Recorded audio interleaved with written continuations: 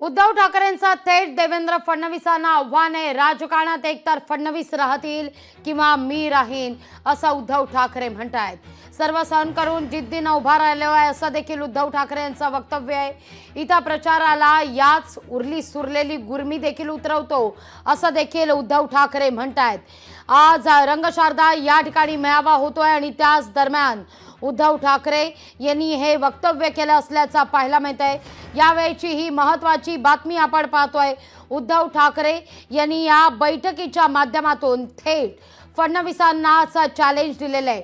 ठाकरे पदाधिकाऱ्यांच्या बैठकीमध्ये उद्धव ठाकरे हे वक्तव्य करतायत। आज शिवसेना उद्धव बाळासाहेब ठाकरे पक्षाच्या पदाधिकाऱ्यांची बैठक आहे आणि या बैठकी अंतर्गतच उद्धव ठाकरे यांनी फडणवीसांवर हल्लाबोल केलेला आहे। एकतर फडणवीस राजकारणात राहतील किंवा मी राहीन असं म्हणत त्यांनी फडणवीसांसह थेट भाजपलाच आव्हान दिलेलं आहे। इथं प्रचाराला याच उरली सुरलेली सुद्धा उतरवतो असं देखील उद्धव ठाकरे म्हणतायत।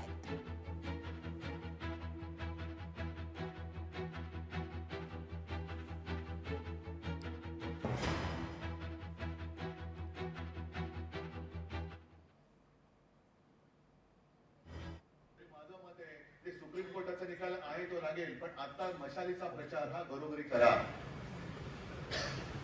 कारण अनेक ठिकाणी ग्रामीण भागामध्ये या चोर कंपनीने आपल्या शिवसेना प्रमुखांचा फोटो लावला आणि बाळासाहेबांचं धनुष्यबाण। काही जणांनी मला सांगितलं, उद्धव जी हम तो आपको वोट देना चाहते थे, मराठी लोकांनी सांगितलं, लेकिन हमने गलती से वो आईना रुको दे दिया। हे थोडं आहे, गोंधळाची परिस्थिती आहे।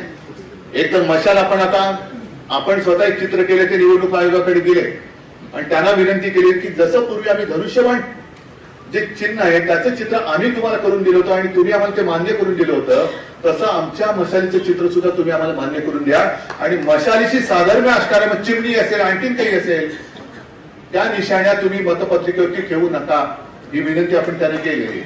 बघू काय होईल, त्याचा पण निकाल 60-65 वर्षात लागेल। तोपर्यंत आपली मशाल जी आहे ती घरोघरी पोहोचलीच पाहिजे, कारण लोकांच्या मनात राग आहेच।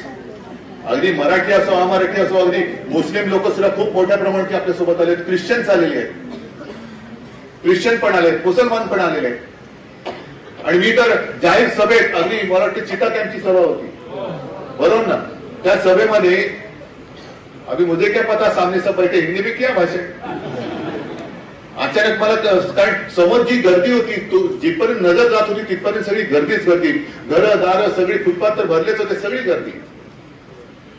आणि त्याच्यात मला कळलं की 90% जास्त वस्ती ही इथे मुस्लिम बांधवांची, मुस्लिम समाजाची। मग मी त्यांना सरळ विचारलं, आपको लगता है की मैंने हिंदुत्व छोड़ा? सगळ्यांनी सांगितलं नाही।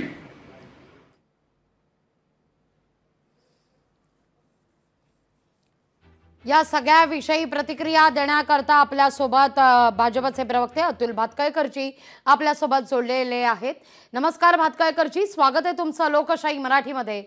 तुमच्यापर्यंत बातमी पोहोचलीच असेल। उद्धव ठाकरे म्हणतात राजकारणात एकतर फडणवीस राहतील किंवा मी, या ठिकाणी प्रचाराला याच उरले सुरलेली सुद्धा उतरवतो अशा शब्दात उद्धव ठाकरे यांनी भाजपला थेट आव्हान दिलंय।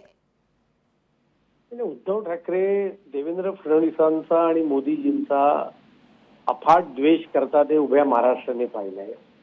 अत्यंत खालच्या पातळीवर जाऊन घाणेरडे शब्द वापरतात हे सुद्धा महाराष्ट्राने पाहिलेलं आहे आणि त्यामुळे उद्धव ठाकरे हे वेडे पिसे झालेले आहेत। ते केवळ आणि केवळ मोदी आणि देवेंद्रजींच्या द्वेषामुळे। उद्धव ठाकरेंना म्हणावं, देवेंद्र फडणवीस एकदा नव्हे, दोनदा नव्हे, तब्बल 5 वेळेला महाराष्ट्राच्या विधानसभेत प्रचंड बहुमताने निवडून गेलेत आणि उद्धव ठाकरेंना तर या लोकसभा निवडणुकीत कलानगरच्या बूथवर सुद्धा त्यांची आघाडी नव्हती आणि त्यामुळे उद्धव ठाकरेंनी या फुकटच्या बेटकुळ्या दाखवणं बंद करावं आणि असेल हिंमत तर उद्धव ठाकरेंनी विधानसभेची निवडणूक लढवून दाखवावी, जे ते जिथे राहतात तिकडे त्यांनी लढवावं। आणि त्यामुळे हुशारक्या मारणं हे उद्धव ठाकरे आणि त्यांच्या चिरंजीवांचं वैशिष्ट्य आहे। हे आदित्य ठाकरे म्हणत होते ठाण्यात मी लोकसभा लढीन, काय झालं? मग बोलले कल्याण लोकसभा लढीन, काय झालं, गायब झाले. आणि त्याच्यामुळे उद्धव ठाकरे हे द्वेषपूर्ण बडबड करण्याकरता प्रसिद्ध झालेले आहेत. त्यांच्या या बडबडीला आम्ही काडीच काही महत्व देत नाही. महायुती विधानसभा ताकदीने लढवेल आणि महायुती पुन्हा एकदा महाराष्ट्रामध्ये सत्तेवर येईल. निश्चित. भातखळकरजी धन्यवाद आमच्याशी संवाद साधला त्याबद्दल.